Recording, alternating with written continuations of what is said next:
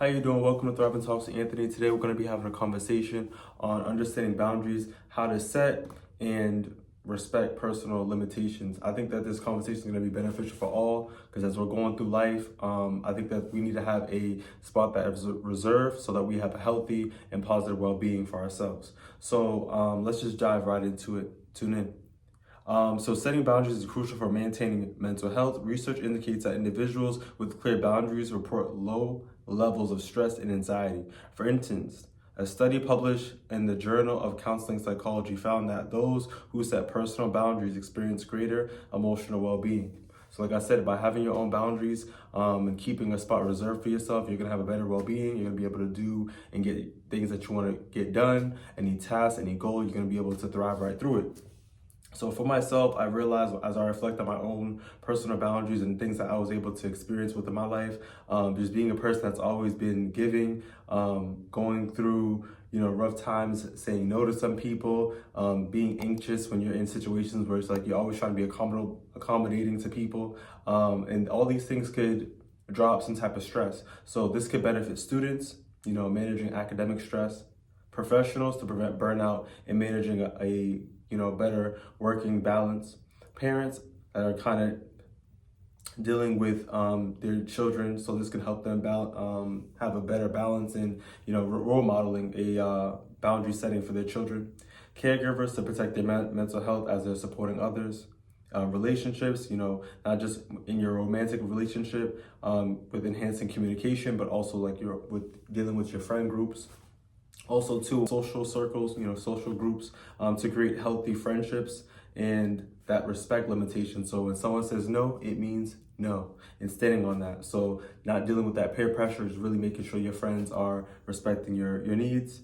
In addition to that, too, people in therapy, so learning to apply boundaries and also, too, utilizing, applying the boundaries in real circumstances and real situations in life. And then just overall, this could benefit anybody experiencing stress to reduce anxiety and improve the overall mental health. So this is why we're having this conversation. So for those out there that are kind of trying to figure out, like, what are we talking about? What is boundaries? What are personal boundaries? Like, what are we talking about here? So personal boundaries are the limitations and rules that individuals establish to define how they want to be treated by others. So aspects include personal, like your physical, space, physical touch and proximity. Other boundaries include emotional concerns, so protecting your feelings and your emotional well-being. Digital, just that impulsive privacy and how you interact online, just having that boundary. And then time, relates to how individuals allocate, the working hours, social engagements, and even just the personal space. So making sure that you're advocating for yourself. I need space. I'll reach out to you when I can, and then material. So just making sure that with possessions, you're setting boundaries on resources, sharing and just letting others and stuff like that. So if someone gives you something and you tell them that I want this back on a certain day, making sure that we're speaking upon that. Or if you don't want someone to touch something or you're not willing to give them something, you're making sure that the boundary is clear. So moving forward, I want to be able to talk about the misconceptions that involve boundaries as well. I feel like when you're dealing with people that you're trying to set boundaries with, you're going to undergo sometimes difficulty. And the misconceptions are, addressing the myths. So regarding other people, making it seem as if that, what you're doing is selfish. So I really want to emphasize that it's essential to focus on yourself, focus on your needs, and make sure that you're getting your needs met, and setting the environment to be conducive for you. So not letting other people's projections project on you, and just making sure that you're getting your needs met. So what can we do and why is it important to set boundaries? So it's important because it protects your well-being. This is your mind, this is your life, this is, you have your own journey and your own purpose that you have to do on this planet and in this world and the impact that you're willing to make. So it's important that you're protecting your brain, protecting your well-being. It's also important because healthy relationships, it enhances relationships, so things last longer, things are healthier. And I want to also give you guys some supportive information I was able to find. The American Psychological Association, APA, reports highlights that nearly 60% of individuals feel overwhelmed due to the lack of personal boundaries in their professional and personal settings. So this also affects burnout. So setting clear expectations in the workplace to present burnout. In this study, the role of personal boundaries. In this journal, Stress Management found that employees who set limits on work responsibilities reported satisfaction, lower burnout levels. So recognizing that when you set boundaries at work, you're doing the best that you could do and you're making sure things are conducive for yourself, you're going to be able to work more effectively. And this reduces you to really feeling exhausted and burnt out, right? So it also is important because this affects your overall health. So maintaining boundaries contributes to your overall health, as noted. It's essential so that you have a positive, not just a positive, but a better physical well-being. I also want to include that and identify in your boundaries self-reflection. You want to think about what triggers times of discomfort, times of when things feel overwhelming, and recognize personal limitations. I also want to encourage journaling exercises, so writing down prompts and things in your life that you recognize that you really want to be able to have some tracking on, expressing your emotions, your feelings, addressing concerns, confidence, in addition to that too, when you feel like someone crossed boundaries, so really just documenting any type of concerns or any type of moments of joy that you're able to recognize when you are able to put a positive boundary, and then the outcomes of that.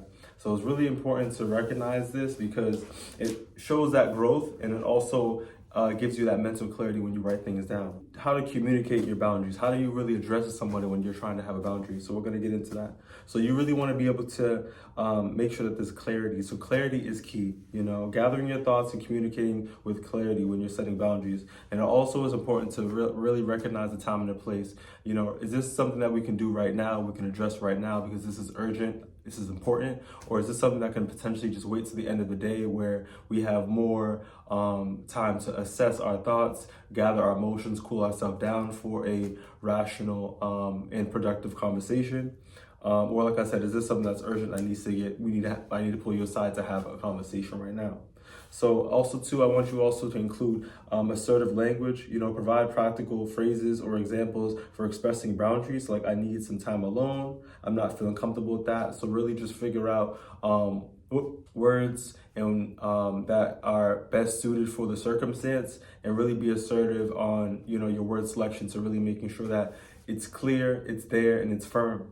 And I also think that it's also good to, when you're doing communicating your boundaries, to have a sense of like role play in the scenarios, to have and demonstrate the communication, right?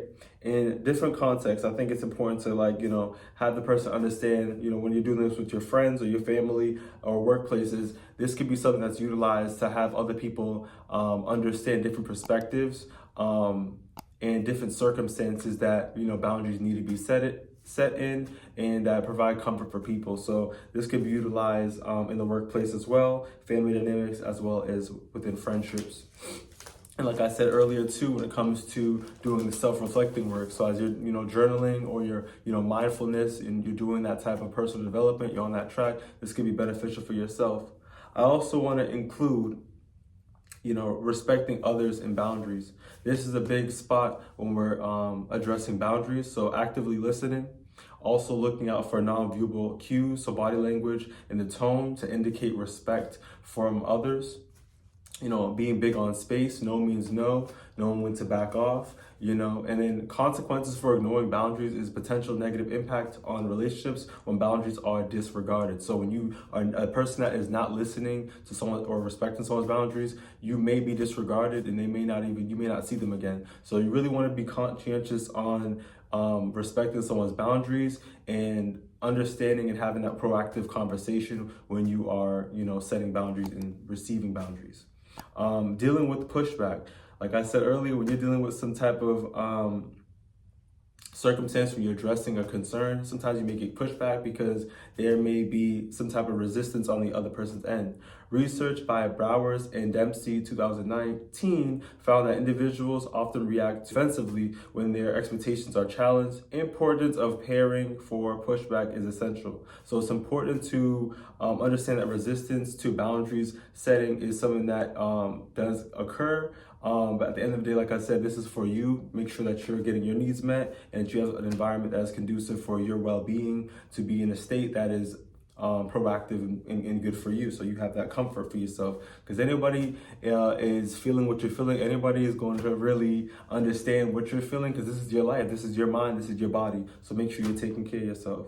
In addition to that too, I want to be able to include some strategies for resilience. So effective boundaries setting is required for resilience. According to a study by Brene Brown in 2010, cultivating self-compassion and assertiveness can help individuals maintain their boundaries even in the face of pushback. So, I want to include also too, staying calm. Making sure that you're doing some type of breathing exercise to make sure you maintain that mindfulness, to keep and maintain these responses and reinforce their boundaries. So just making sure that you're being calm. I also want to make sure that you're reiterating your needs. So make sure that if you gotta, speak up and say it again, make sure you really break it down to that person and advocate for yourself. I also, like I just mentioned earlier in my statement of that research and the study of that self-compassion. So I encourage you to have self-compassion. It's okay to prioritize your needs. Forget what they're saying about being selfish and all that other stuff that they're talking about on the side, and focus on your lane. And stay in your lane and do what you got to do to make sure that you're keeping your mental health at a healthy state, and loving yourself throughout that process and being kind to yourself. I think that, we talked about a lot of things today. I gave you some good insight, but in a conclusion to this video, we were able to explore the vital role of the boundaries and how it plays in our life.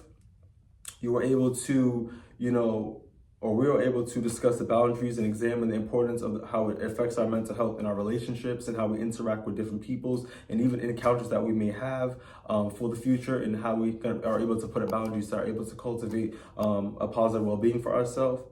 As discussed, we talked about practical strategies. We talked about communicating effectively. We also talked about and the importance of just not really the misconceptions of the selfishness and stuff like that too, because as you're navigating, you're dealing with that pushback, you may feel a sense of discomfort, but sometimes we may have to feel uncomfortable to then become comfortable with something that is, challenging, right?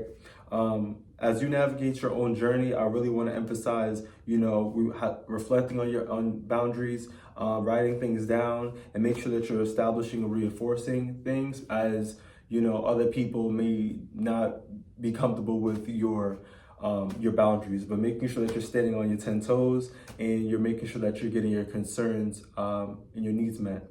I really want to make sure that you guys foster these healthy relationships and these healthy strategies that are going to be able to be utilized in your lives. If you have any strategies that you guys use, please add that into the comment section. But thank you for thriving with me. Thanks for talking to me. Throw a thumbs up if you like the video, so it can be, shared throughout the world and other people are able to get that. But subscribe for the rest. But take it easy. Have a nice day.